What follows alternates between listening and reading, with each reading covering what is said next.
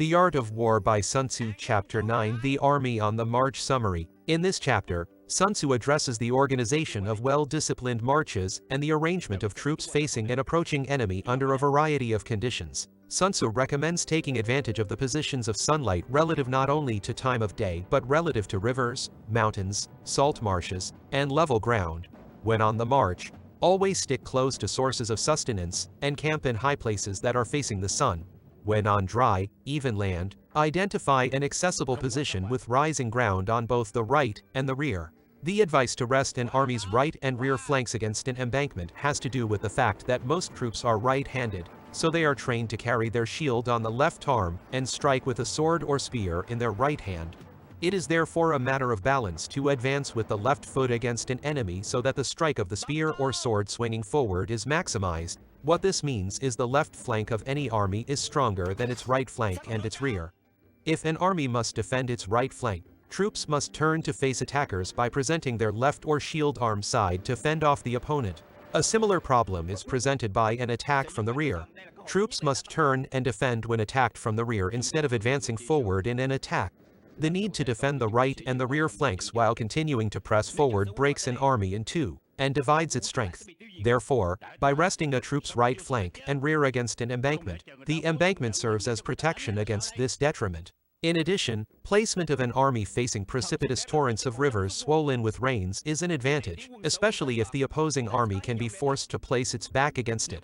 On the other hand, one should avoid confined places, tangled thickets, quagmires, and crevasses. Acute observations of signs in nature are important, and learning about the enemy's purposes through the behavior of envoys are also crucial. A column of dust, for example, indicates chariots are on the move, whereas infantry movement is indicated by low and wide dust. Look at the birds when they suddenly rise upwards, as it often means soldiers are in ambush beneath them. However, if birds gather on any singular spot, it means it's unoccupied. If envoys from the enemy are sent across to you in a friendly manner, it means they're seeking a truce. If your enemy's troops line up before you but don't advance, you must be cautious. It could mean that they are planning a surprise flank attack.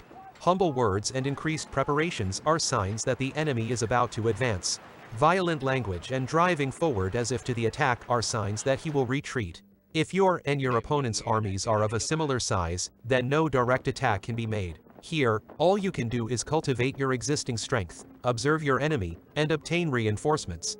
Once you've positioned your army, you must search any nearby ponds, hollow basins filled with reeds, or woods, as your enemy may have spies positioned here. It is up to the general to maintain consistent and reliable orders down the chain of command to ensure solid support from the troops. A general can conduct an interview with one of his spies to assess whether or not there is insubordination within the enemy camp. Sun Tzu ended by stating that a general who does not put his army in advantageous position during marching, encampment, and battle will be in position to be defeated. Similarly, the generals who are unable to recognize and take advantage of opportunities presented to him will be annihilated. An example was during the spring and autumn period, 770 to 481 BC.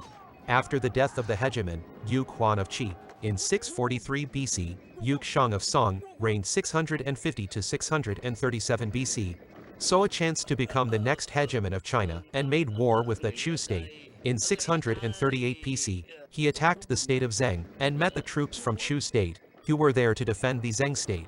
In the Battle of Hongshui, instead of giving the enemy a surprise attack, he waited for the enemy to go across the river in order to display his benevolence or ren. Yu Xiong of Song twice stopped his minister of war from attacking the opposing Chu force before it had crossed and gathered itself to fight on the other side of the river. The Song army is now up against the much stronger and fully prepared enemy, the Chu army. The result was that the Song army was defeated, Yu Xiong wounded in the thigh, and the officers of the Song army annihilated.